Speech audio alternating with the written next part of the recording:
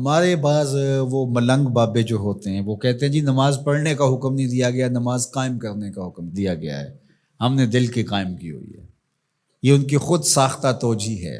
نماز قائم کرنے کا حکم اہل ایمان کو دیا گیا حضور کی وساطت سے، اور حضور علیہ السلام کو حکم دیا گیا کہ نماز قائم کریں، تو آقا کریم علیہ السلام سے بہتر اس کا مفہوم کون سمجھ سکتا ہے؟ تو آقا کریم نے رکوع اور سجود والی نماز پڑھی اور قیام نماز کا عملی اظہار لوگوں کے سامنے رکھا، پھر اس کے اندر کیفیت کس قدر ہو تو یہ پھر جتنی قربت اللہ کی بندے کو نصیب ہوگی اس قدر وہ آگے بڑھتا چلا جائے گا۔ تو یہ باطل توجیہات یہ جاہل لوگوں کی، جس کے بدن سے بدبو کے ببوکے پھوٹ رہے ہوں اور جس کے جسم میں جوئیں پڑی ہوں اور جس نے 6 سال سے غسل نہ کیا ہو، وہ اس اعتماد سے کہہ رہا ہوتا ہے ہم نے قائم کی ہوئی ہے، ہم نے دل کی قائم کی ہوئی ہے۔ اللہ اکبر۔ تو یہ اس معاشرے میں ایسے لوگوں کو ماننے والے اور ایسے لوگوں کی باتوں کو غور سے سننے والے اور ان جاہلانہ باتوں کو معرفت کی باتیں قرار دینے والوں کی کمی بھی نہیں ہے۔ تو اللہ تعالیٰ جل شانہ سے ہدایت مانگنی چاہیے کہ اللہ ہمیں ہدایت کا نور نصیب فرمائے۔ تو اقامت نماز سے کیا مراد ہے؟ اس کی فرائض کے ساتھ ادا کرنا، یا پھر رکوع سجود تلاوت کا اتمام اور اس میں خشوع کا اور خضوع کا اظہار اور اس میں مکمل ڈوب جانا کہ گویا تم اللہ کی عبادت کر رہے ہو تو اس کو دیکھ رہے ہو۔ اور حضرت عثمان غنی رضی اللہ تعالیٰ عنہ فرماتے ہیں کہ جس نے صحیح وضو کیا، حضور علیہ السلام سے روایت کہ جس نے صحیح وضو کیا جس طرح میں نے وضو کیا ہے اور 2 رکعت پڑھی اور اس میں اس کو کسی غیر کا خیال نہ آیا، تو اللہ تعالیٰ اس کے پچھلے سارے گناہ معاف کر دیتا ہے صرف 2 رکعت سے۔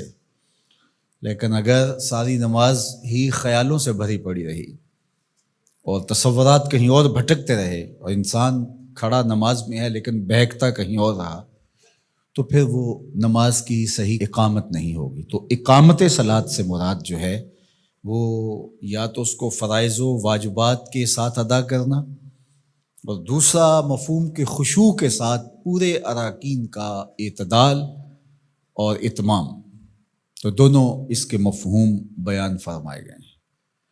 تو ظاہر ہے کہ ابتدا کے اندر تو کوشش ہوگی کہ فرائض واجبات پورے ہو جائیں، تو وہ خشوع اگر نہیں بھی حاصل ہو پایا تو پھر بھی کوشش جاری رکھنی چاہیے، نہ یہ کہ اب وہ تو کیفیت ہی نہیں نصیب ہو رہی تو میرا نماز پڑھنے کا کیا فائدہ۔ حضرت محدث کچھوچوی علیہ رحمہ سے کسی مرید نے کہا حضرت نماز پڑھتا ہوں لیکن لطف نہیں آتا، مزہ نہیں آتا۔ تو آپ نے اسے سوالیہ انداز میں پوچھا کہ اس کے باوجود بھی پڑھتے ہو؟ اس نے کہا جی وہ تو فرض ہے، پڑھتا تو ہوں۔ تو آپ جھومنے لگے، فرمایا واہ واہ، تمہیں مزہ نہیں آتا پھر بھی پڑھتے ہو، اس کا مطلب ہے تم مزے کے لیے نہیں اللہ کے لیے پڑھ رہے ہو۔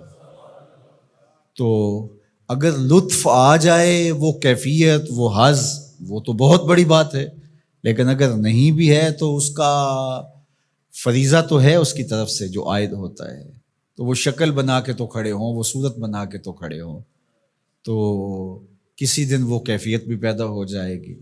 خورش دے بدر را جو کب کو حمام کہ یک روز افتد ہمائے بادام۔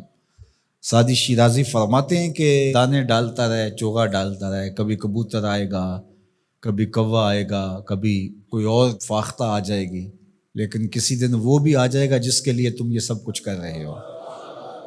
تو اس لیے محنت کو جاری رکھو، کوشش کرتے رہو، تو ایک دن انشاءاللہ اس کیفیت میں بھی چلے جاؤ گے۔ دروازہ کھٹکھٹانا چھوڑنا نہیں ہے، دستک دیتے رہو، کبھی تو بوا کھلے گا نا، کبھی تو آواز آئے گی کھلا ہے دروازہ آ جاؤ اندر، پھر اندر سرور کی وادی ہوگی، کیف کا جہاں آباد ہوگا۔ اور آقا کریم نے ہمارے لیے آسانی پیدا فرما دی کہ اللہ کی عبادت اس طرح کرو کہ گویا تم اسے دیکھ رہے ہو، اور اگر یہ نہیں تو کم از کم یہ کیفیت تو ہو کہ وہ تمہیں دیکھ رہا ہے۔ تو اپنی اپنی کیفیت ہوتی ہے، بہرحال نماز کو ترک نہیں کرنا، بھرپور کوشش ہو کہ خشوع و خضوع کے ساتھ نصیب ہو، تو نماز کی اقامت کا یہی مفہوم ہے۔